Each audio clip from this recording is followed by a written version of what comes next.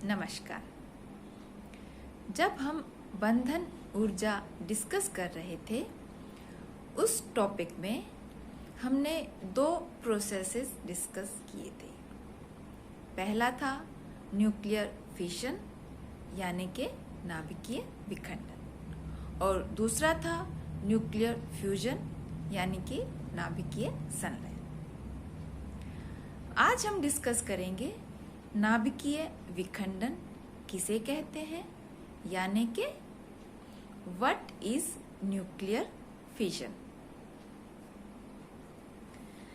नाभिकीय विखंडन वह घटना है जिसमें किसी भारी परमाणु के नाभिक को न्यूट्रॉन द्वारा बमबारी कराकर लगभग समान आकार के दो हल्के परमाणुओं के नाभिकों में विभक्त यानी कि स्प्लिट किया जाता है।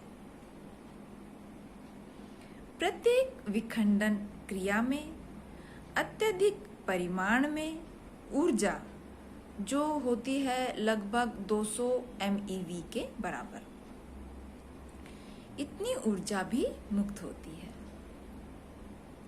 इसका कारण यह है कि इस क्रिया में प्राप्त हुए नाभिकों के द्रव्यमान का योग मूल नाभिक के द्रव्यमान से कम होता है, अर्थात इस प्रक्रिया में द्रव्यमान क्षति होती है। अब हमने एक आइंस्टीन का द्रव्यमान ऊर्जा संबंध यानी कि एनर्जी मास रिलेशन पढ़ रखा है, जिसका फार्मूला होता है delta E is equal to delta mc²। इस फार्मूले को सभी जानते हैं। तो द्रव्यमान की जो क्षति है, मतलब द्रव्यमान की यह क्षति आइंस्टीन के द्रव्यमान ऊर्जा संबंध के अनुसार ऊर्जा में परिवर्तित हो जाती है। इन अदर वर्ड्स, मतलब दूसरे शब्दों में हम कह सकते हैं कि विखंडन के फलस्वरूप प्राप्त नाभिकों की प्रति न्यूक्लियॉन बंधन ऊर्जा मूल नाभिक की प्रति न्यूक्लियॉन बंधन ऊर्जा की अपेक्षा अधिक होती है। विखंडन की ये जो घटना है, मतलब न्यूक्लियर फिशन के बारे में हम बात कर रहे हैं यहाँ पर, इसका आविष्कार कब हुआ? जब ट्रांस यूरेनिक एलिमेंट्स यानी कि ट्रांस यूरेनिक तत्वों, ये वो तत्व होते हैं जिनका परमाणु क्रमांक 92 से अधिक होता है, मतलब Z इज ग्रेटर देन 92। तो जब इन ट्रांस यूरेनिक एलिमेंट्स की खोज हो रही थी, तो उस खोज को करते समय न्यूक्लियर फिजन या नाभिकीय विखंडन का आविष्कार हुआ था। एक साइंटिस्ट थे फर्मी, उन्होंने 1934 ईयर में जब यूरेनियम व थोरियम पर न्यूट्रॉनों की बमबारी की, तो पाया कि यूरेनियम तथा थोरियम के नाभिक न्यूट्रॉन अवशोषित यानी कि एब्जॉर्ब करके बीटा रेडियो एक्टिव नाभिक बन जाते हैं, लेकिन इनकी हाफ लाइफ यानी कि अर्ध आयु यूरेनियम व थोरियम के आसपास के जो अन्य रेडियो एक्टिव आइसोटोप्स हैं, उनसे मेल नहीं खाती है। दो साइंटिस्ट थे, ओटो होम एवं स्ट्रॉसमैन। उन्होंने सन 1939 में रासायनिक विश्लेषण द्वारा बताया कि फर्मी के प्रयोग में फर्मी का प्रयोग हम पहले डिस्कस कर चुके हैं। फर्मी के प्रयोग में यूरेनियम पर न्यूट्रॉन की बमबारी से प्राप्त एक भाग बेरियम है, Ba56, जिसका परमाणु क्रमांक यूरेनियम की तुलना में बहुत कम है तथा जो बीटा क्षय द्वारा लैंथेनम Z57 बनाता है।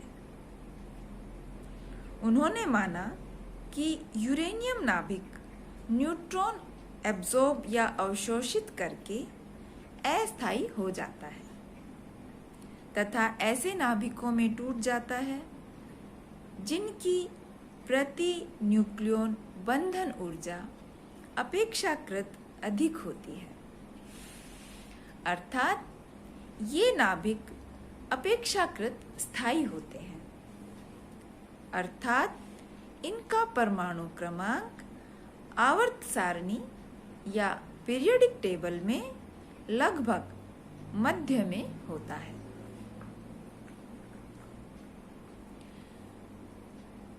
यूरेनियम जो नाभिक है उसके दो प्रमुख आइसोटोप होते हैं। पहला है U92-235, दूसरा है U92-238। प्राकृतिक यूरेनियम में 99.3% U238 आइसोटोप, मतलब ये मेजर है, तथा 0.7% U235 आइसोटोप, इसकी मात्रा काफी कम है। ये दोनों आइसोटोप इस परसेंटेज में उपस्थित होते हैं।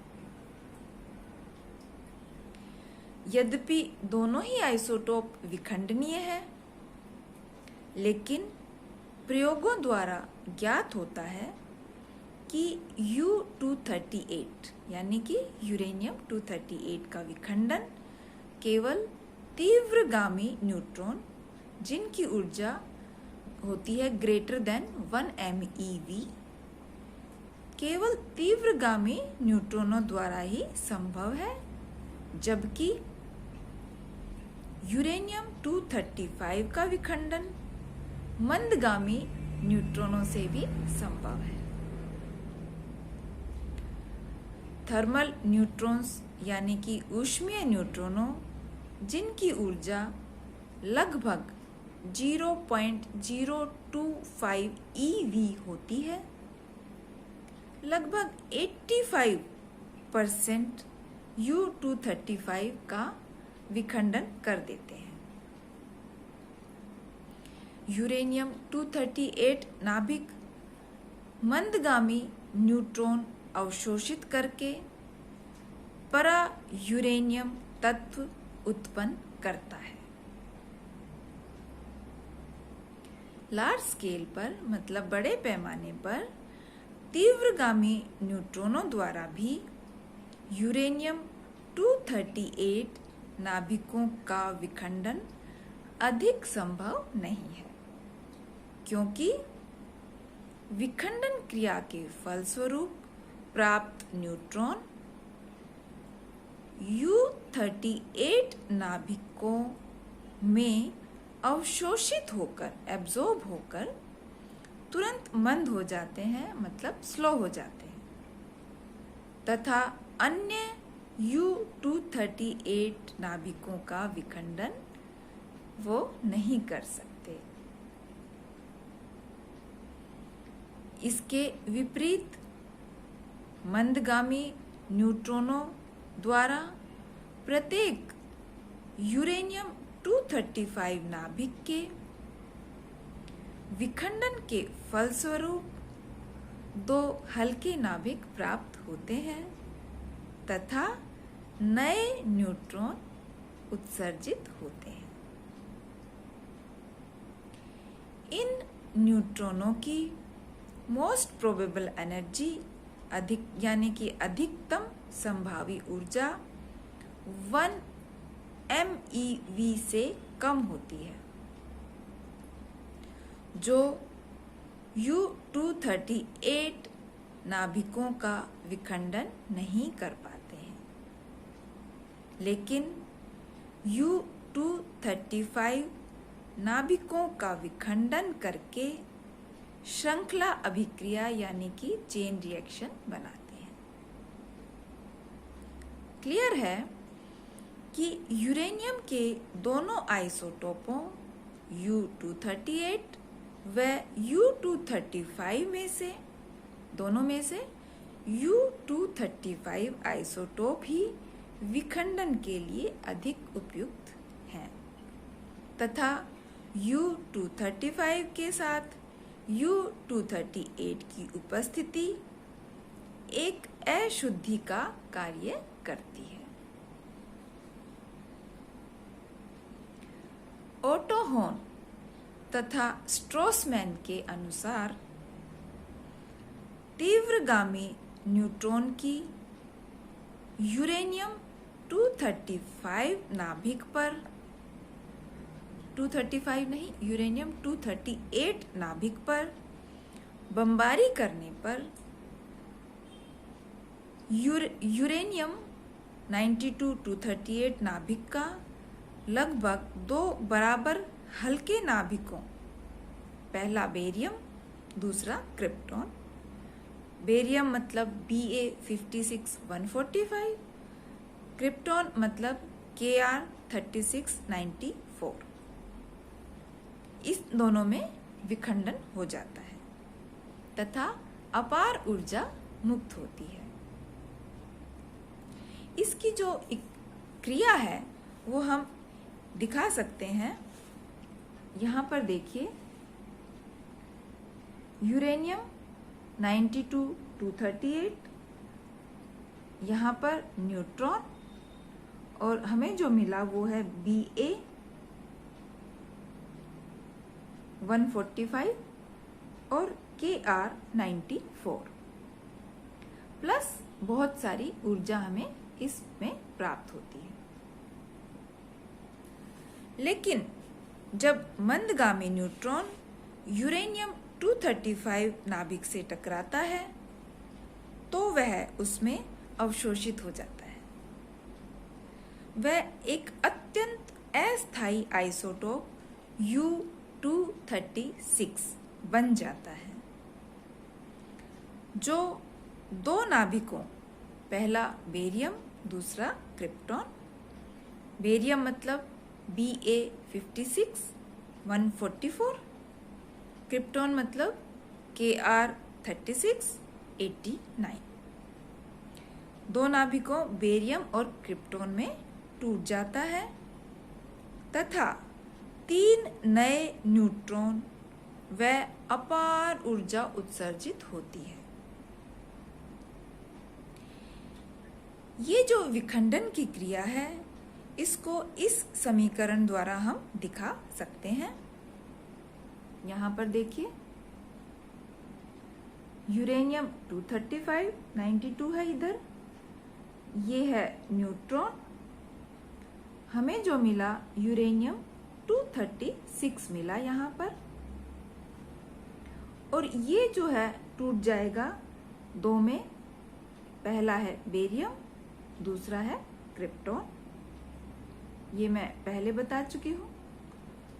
और ये जो है ये न्यूट्रॉन है, 3 न्यूट्रॉन उत्सर्जित होते हैं और इसमें भी अपार ऊर्जा हमने यहाँ पर दिखाई हुई है।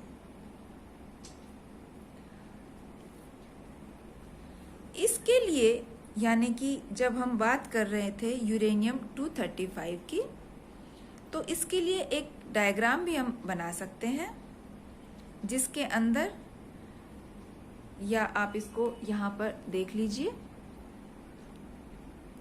ये है एक न्यूट्रॉन,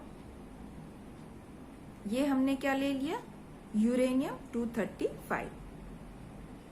तो एक तो हमें मिला Ba बेरियम, एक न्यूट्रॉन, ये ऊर्जा, फिर एक न्यूट्रॉन और है। जिस तरह से ये डायग्राम है उसमें हमने ले लिया 1, 2 और 3 न्यूट्रॉन, और ये है Kr। तो ये जो इक्वेशन है यूरेनियम 235 का विखंडन जो हम दिखा रहे हैं वो इस चित्र द्वारा हम यहाँ पर दिखा रहे हैं।